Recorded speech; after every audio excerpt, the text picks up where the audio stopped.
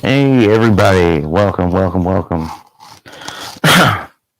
This is my first live video on my new YouTube channel, which is strictly for uh, Christian-based discussions, uh, theological aspects. Channel is called "What's the Bible Say?" Hey, let's check everything by what does the Bible say on this. Uh, which I have an audio podcast by the same name. It's on uh, a lot of your podcast platforms.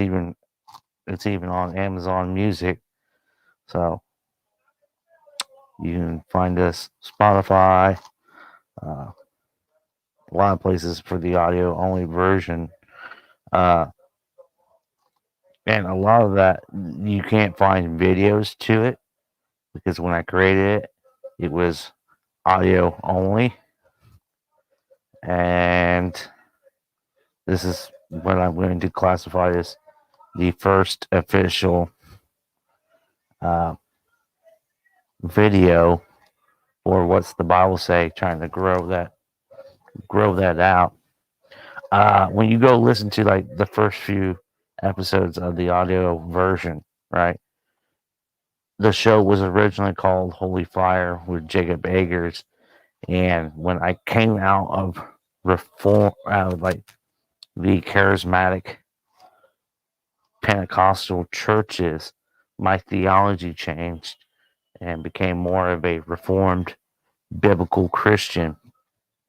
And so I decided to change the name because of its connection to that side. And I wanted to remove myself from it.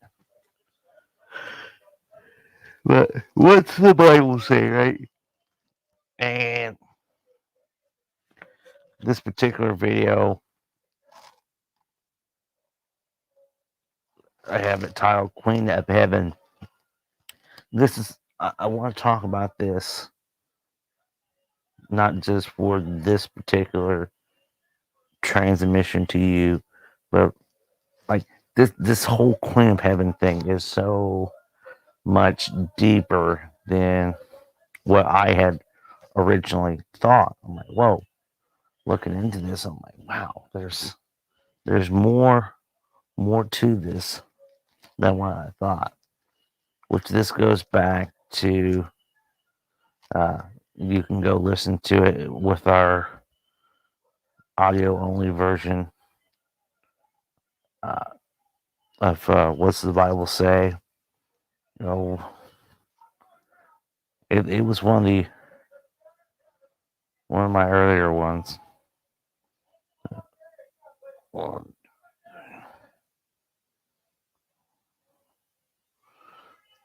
yeah, it was my sixth episode, right? Which back then I was still doing it as Holy Fire, Kundalini Spirit versus Holy Spirit, and the Kundalini Spirit is what got me to get away from like the charismatic, the Word of Faith, and even Pentecostal churches. I really have no dealing with any churches in that area, right? I've gone more to more reformed theologies. Uh, consider myself a Calvinist. I believe in predestination.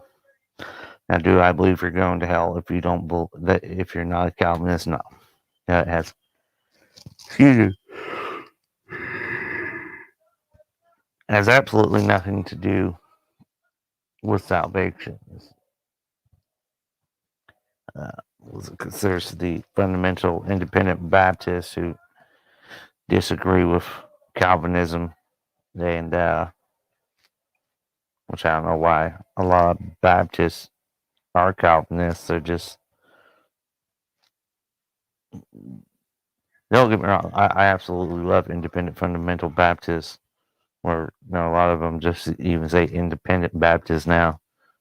There's nothing wrong with being that. I just disagree with them in certain. I agree with them on a lot of things. I mean, a lot. There's very little that I disagree with them on. They're more Arminianism. We get it.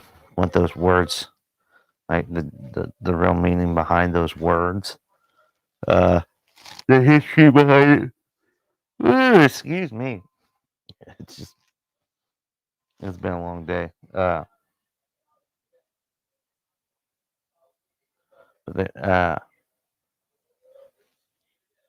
we'll save like those discussions for another time. Like what Arminianism is, Calvinism. It's very deep,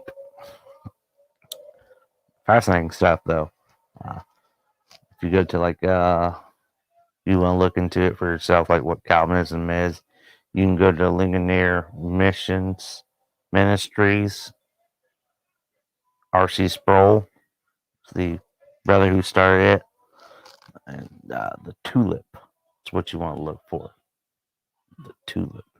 It's a teaching on Calvinism.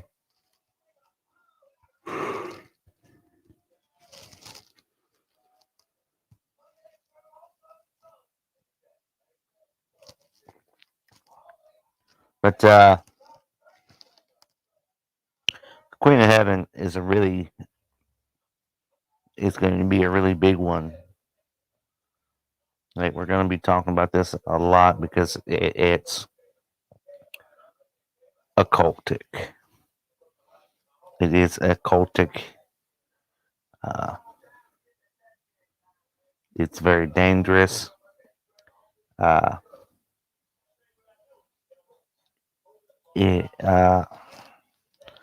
How do I want to word this?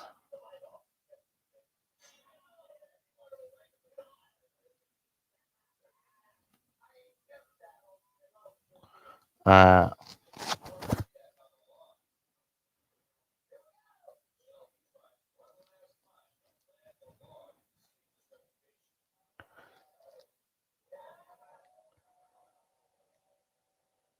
whole occultic.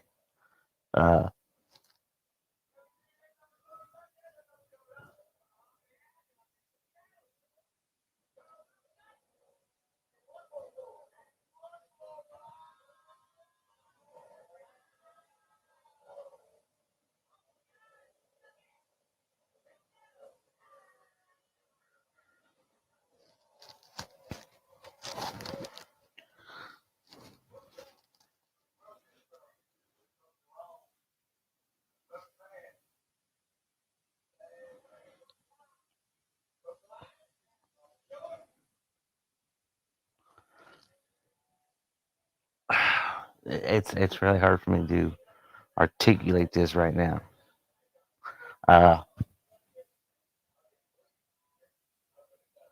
The Queen of Heaven is everywhere. Like this when it's under my humble opinion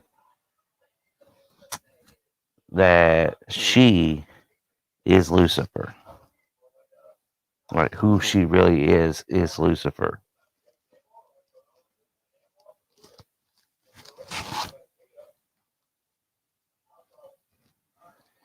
And she pretends Lucifer pretends to be this divine feminine.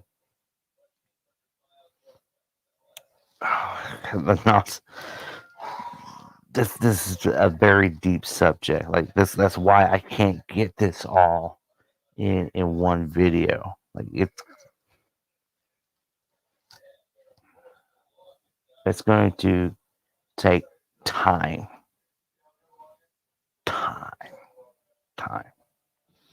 Now, in the Bible, it only mentions the phrase Queen of Heaven twice, and it's both of them happen to be in the book of Jeremiah. Real quickly, if you have a Bible, Jeremiah 7.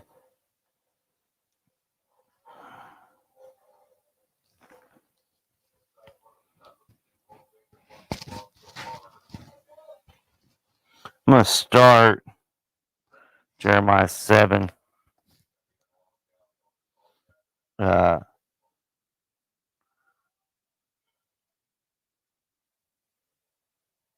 Starting with verse 16. Therefore, pray not for this people, neither lift up cry nor pray for them, neither make intercession to me, for I will not hear thee. Seest thou not what they do in the cities of Judah and in the streets of Jerusalem? The children gather wood, and fathers kindle the fire, and the women knead their dough to make cakes to the Queen of Heaven, and to pour out drink offerings unto other gods. They will not that they provoke me to anger. Do they provoke me to anger, saith the Lord? Do they not provoke themselves to confusion of their own faces? Therefore, thus saith the Lord God, behold, my anger and my fury shall be poured out upon this place, upon man, upon beast, upon the trees of the field, upon the fruit of the ground. It shall burn and shall not be quenched.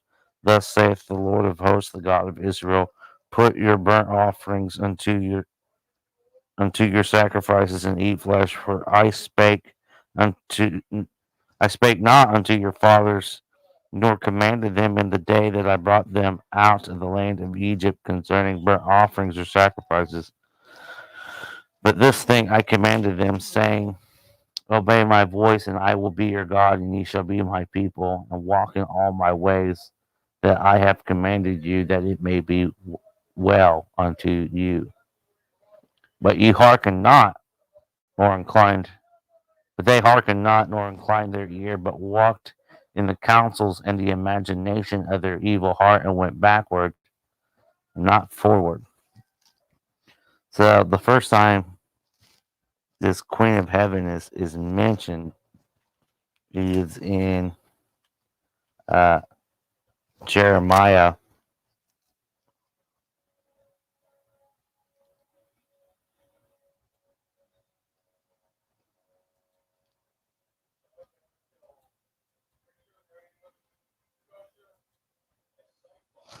Uh,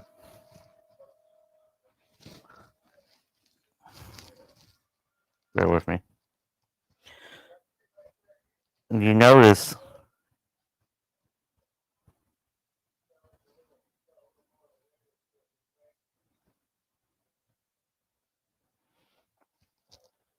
that when the Queen of Heaven is mentioned,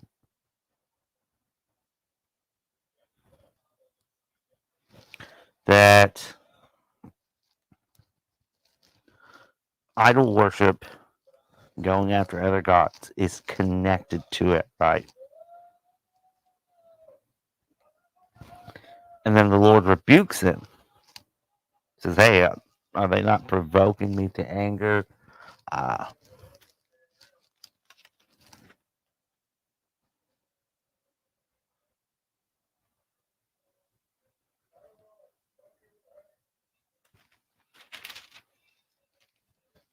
it says, thus saith the Lord of hosts, the God of Israel. Uh, actually, back at verse 20 is what I was looking for. Therefore, thus saith the Lord God, behold, my anger and my fury shall be poured out upon this place.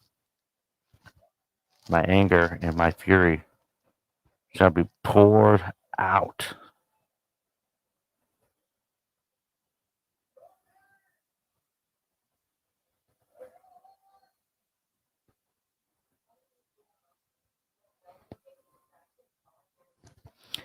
Now,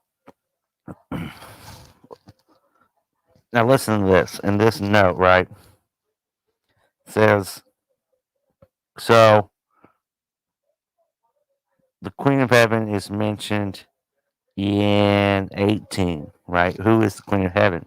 The Queen of Heaven, a goddess of fertility, probably the Babylonians' title for Ishtar, right? She is identified with the planet Venus. Offerings to the goddess included cakes made in the shape of a star, a five-pointed star.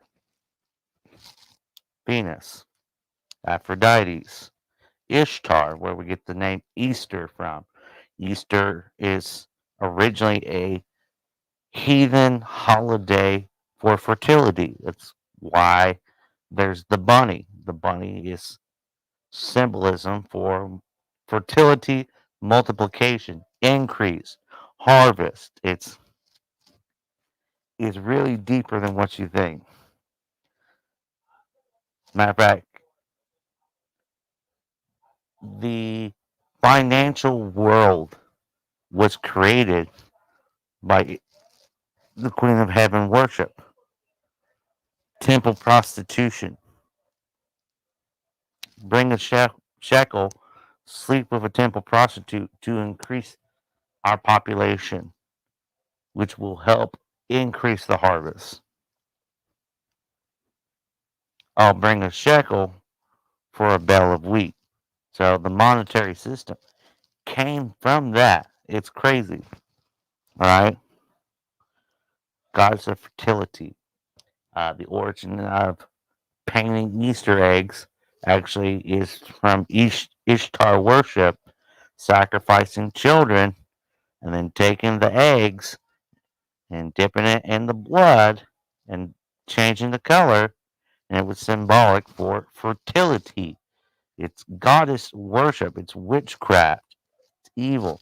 It says that a goddess of fertility, probably the Babylonian title for Ishtar, she is identified with the planet Venus.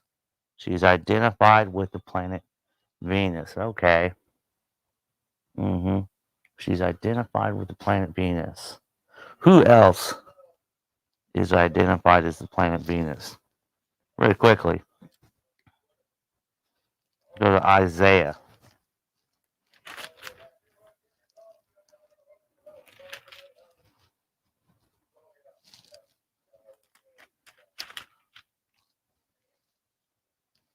Isaiah 14. Yeah.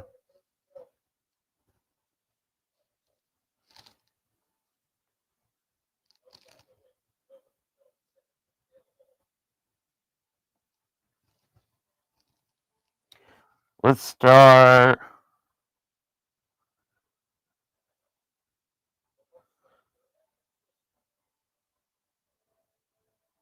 Start with verse 3.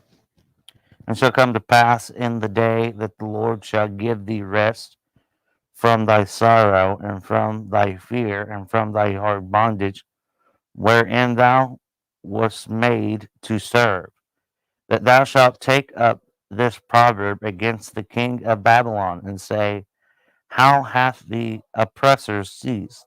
The golden city ceased. Notice we're in Babylon now. The Lord hath broken the chaff of the wicked and the scepter of the rulers. He who smote the people in wrath with a continual stroke, he that ruled the nations in anger is persecuted, and none hindereth. The whole earth is at rest and is quiet. They break forth into singing. Yea, the fir trees rejoice at thee, and the cedars of Lebanon, saying, since thou art laid down, no feller is come up against it. Hell from beneath is moved for thee to meet thee at thy coming. It stirreth up the dead for thee, even all the chief ones of the earth. It hath raised up from their thrones all the kings of the nations. All they that speak and say unto thee, thou also become weak as we. Art thou become like unto us? Thy pomp is brought down to the grave, and the noise of thy voils The worm is spread under thee, and the worms cover thee. Here's where it gets interesting. This is going back.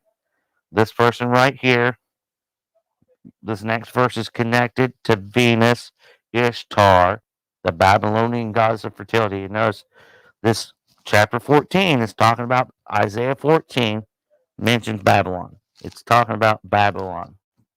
All right. Thou art fallen from heaven, O Lucifer, son of the morning. How art thou cut down to the ground, which did weaken the nations? For thou hast said in thine heart, I will ascend into heaven. I will exalt my throne above the stars of God. I will sit also upon the mount of the congregation in the sides of the north. I will ascend above the heights of the clouds. I will be like the Most High. Yet thou shalt be brought down to hell, to the sides of the pit. They that see thee shall narrowly look upon thee and consider thee, saying, Is this the man that made the earth to tremble and did shake kingdoms, that made the whole world, that made the world as a wilderness and destroyed the cities thereof, that opened not the house of his prisoners? All the kings of the nations, even all them, lie in glory, every one in his own house. But thou art cast out of thy grave like an abominable branch. An abominable branch.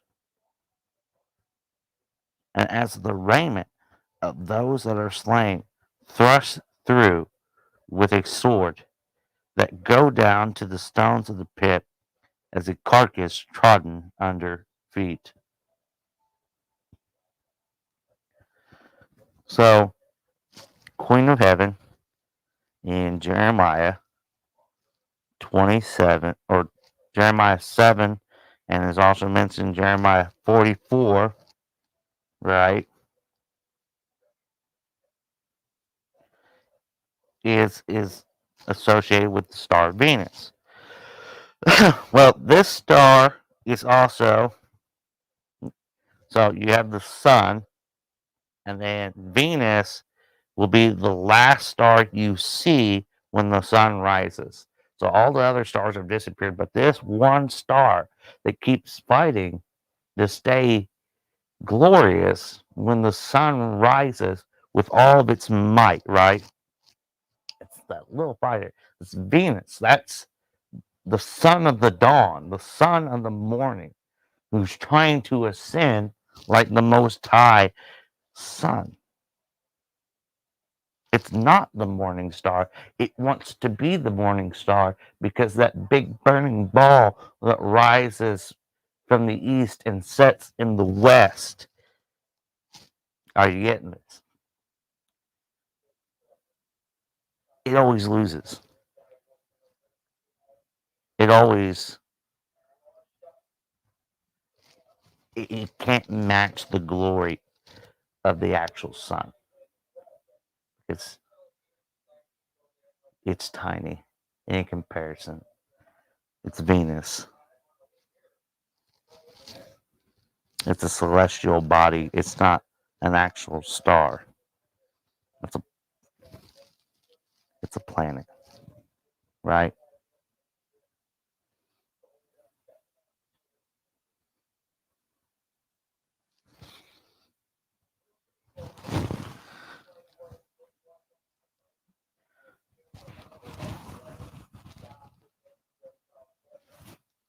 The Hebrew expression says right here, it's talking about this prophecy was fulfilled literally and detailed under King Cyrus of Persia and Babylonian, Ezra 1. The Hebrews for this expression, light bringer or shining one, is translated Lucifer in the Latin Vulgate and is thus translated in the King James Version. But because of the association of that name with Satan, it is not now used in this and other translations. Some students feel that the application of the name Lucifer to Satan, in spite of the long and confident teaching to that effect, is erroneous. See, that's how you see that it's creeping in with the occult bringing in. Lucifer means the light bringer, right? That's what they'll teach you in your Freemason lodges. Lucifer is the light bringer, the shining one, the torch bearer. Uh, all right. I'm about to traumatize you with what I'm about to show you real quickly. I'm about to show you. You have seen an image of Lucifer, especially us here in America, pretty much most of our lives. The light bringer, right? Another term for a light bringer is a torch bearer, right?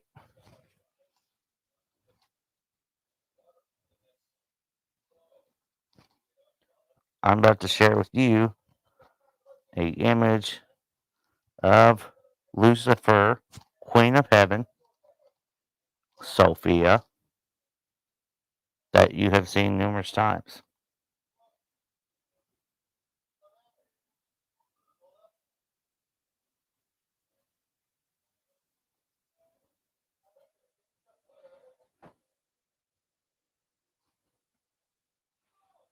Here we go.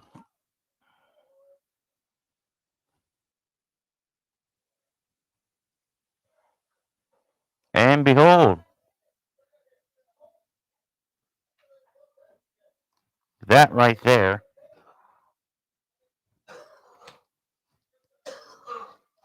that right there is Lucifer. That right there is the torchbearer. That is the light bringer.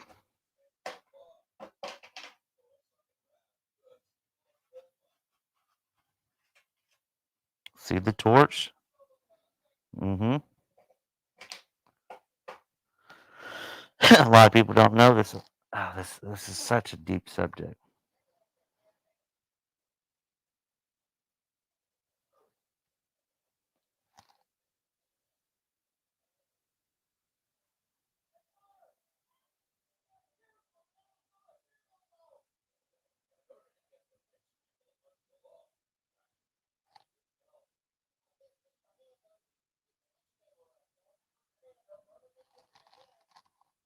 So you see that, right? Statue of Liberty, Venus.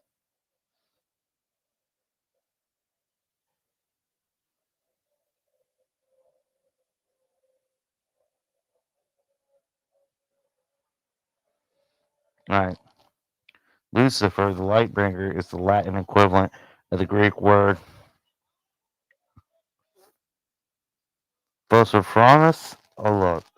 Let's look that word up real quick.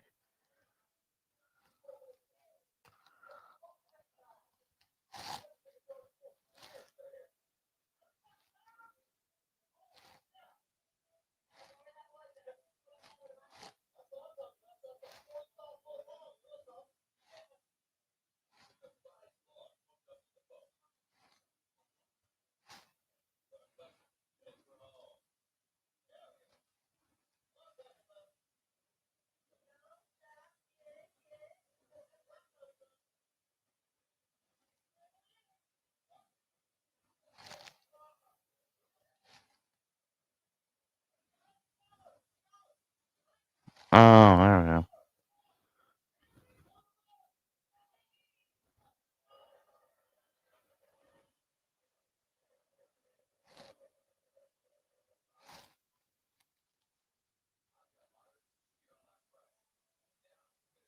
go. You ready for this? All right.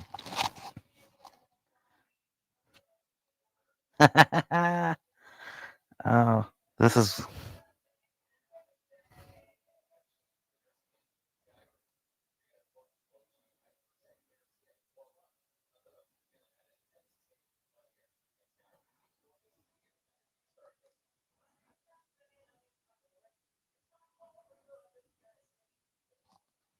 There we go. There we go.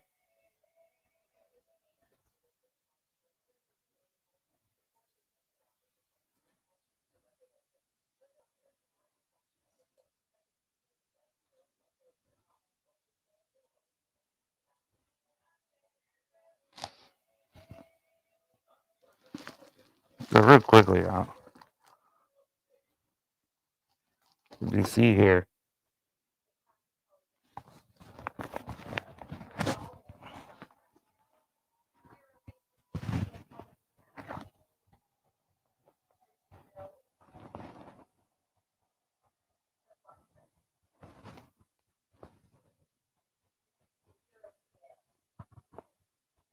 right? That's the word we're looking up, right? Hopefully, you all got a good look at that word. I don't know how to pronounce it. It's a weird Greek word. I'll learn it eventually. Make no mistake, I will learn it. In the Greco-Roman mythology, the morning star planet Venus or dawn is sometimes represented as a young male light bearer, Lucifer, Latin, or Philprosis, Greek, for the use of Lucifer as a representation of Satan, the devil.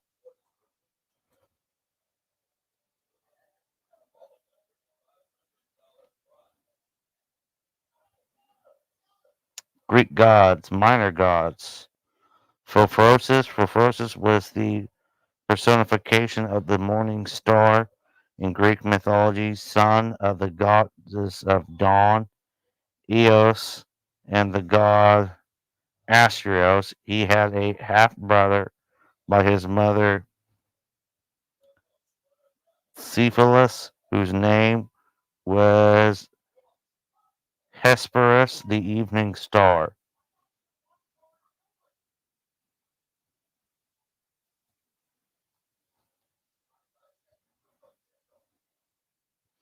In Roman folklore, Lucifer, Lightbringer in Latin, was the name of the planet Venus, though it was often personified as a male figure bearing a torch. The Greek name of this planet was variously phos- phosphorus, phosphorus, or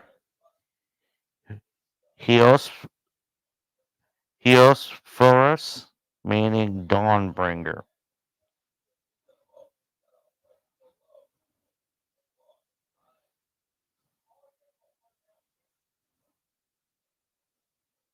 Oh, what's the chances of that? Is there being connections to? I'm not even going to say it because I'm not trying to get this channel kicked off. So yeah, and let's look at images, right?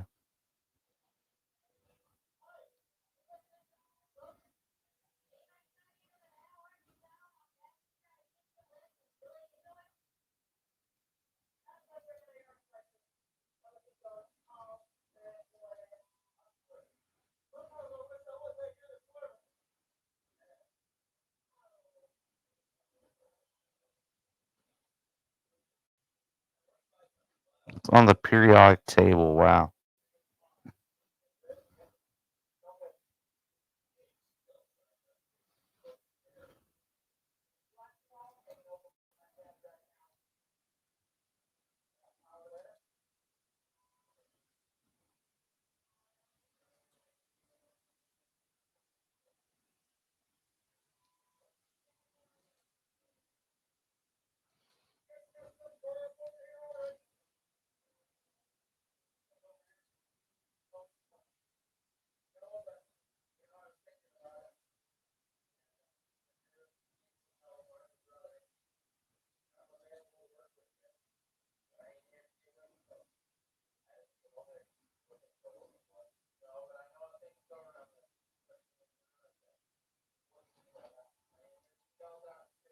Here we go. Let's show you a picture of what this phosphorus looks like.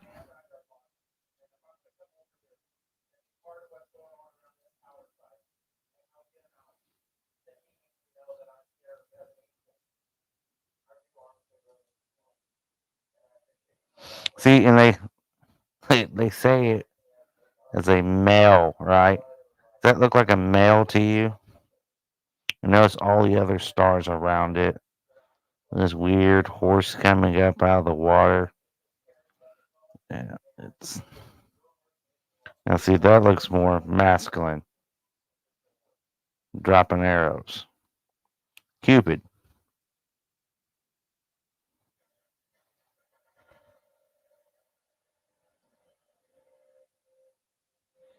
which here's another one. Which yeah, he's the baby Cupid.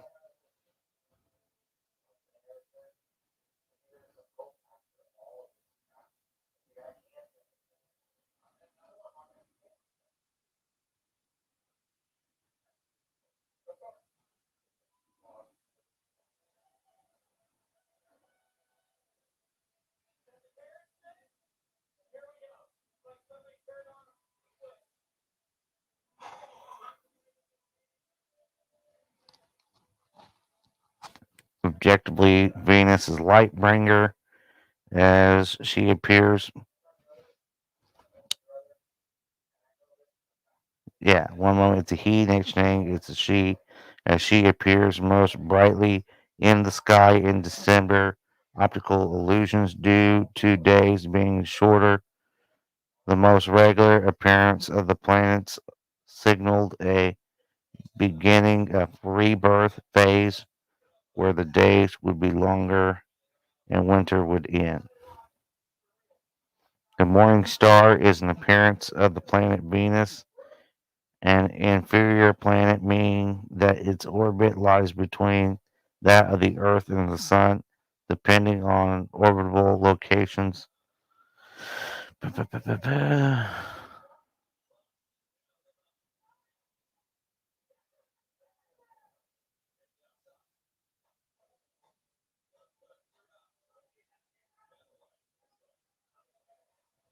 Venus, further information, Lucifer.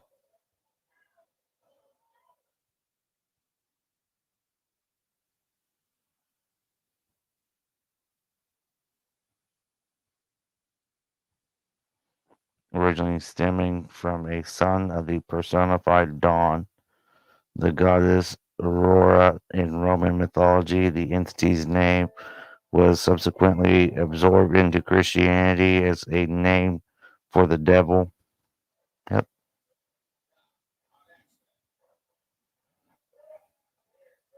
Yeah. So the Queen of Heaven, right? Lucifer. Straight up. I mean, it does not get more clear than this. Lucifer, the devil.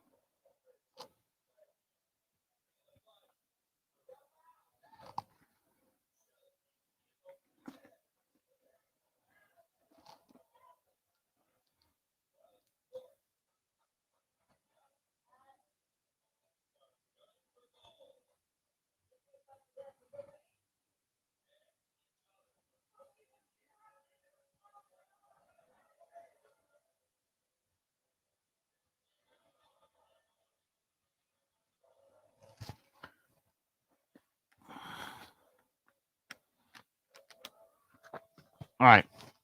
So we we've already equated that. I'm gonna show you another picture of this torchbearer you've seen numerous times.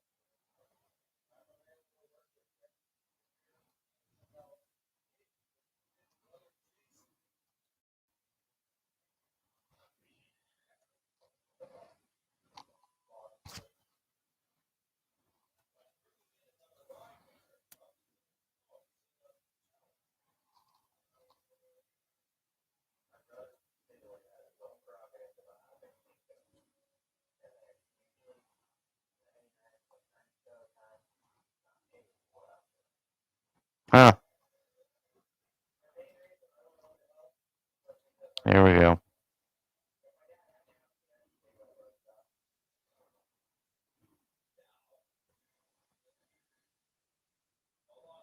Right? There they are. Right there, Statue of Liberty. Are Liberty and Columbia the same goddess? It is hard to miss the resemblance.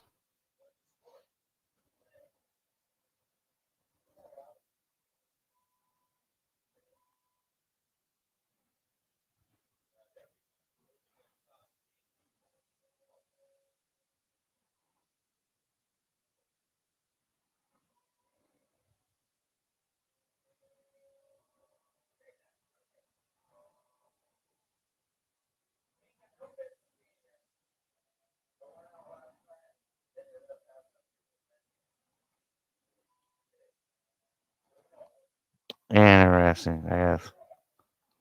I gotta save that and send that to somebody.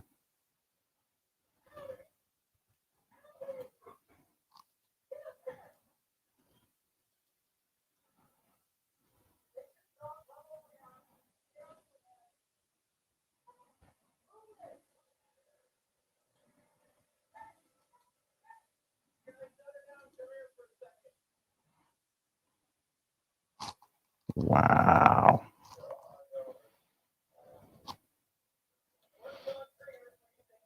Yeah. All right. I'm wrapping it up because I'm getting tired. This we're not even close to scratching the surface of this. Uh,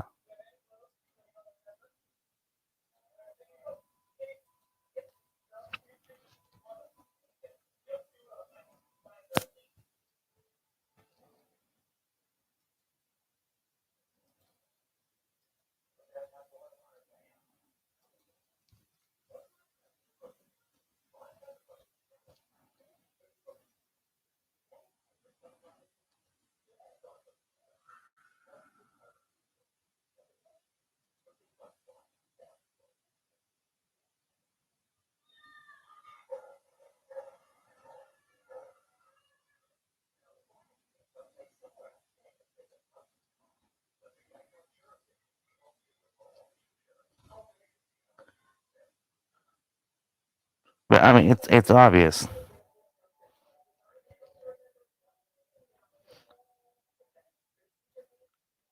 But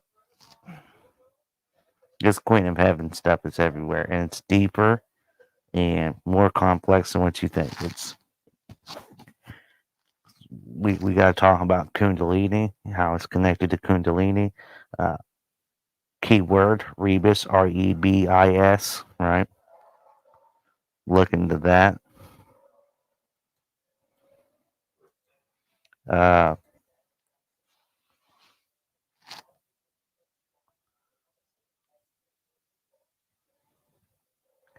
uh, uh, Androgynous, right?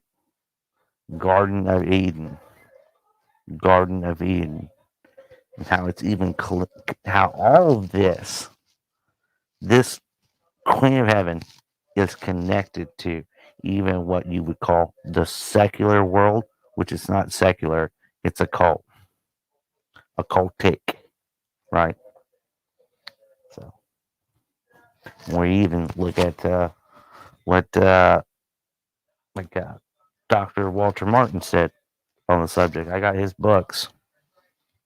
He's got stuff on there as well. I mean, we're gonna knock this one out apart. This is gonna be some of the craziest things we ever done.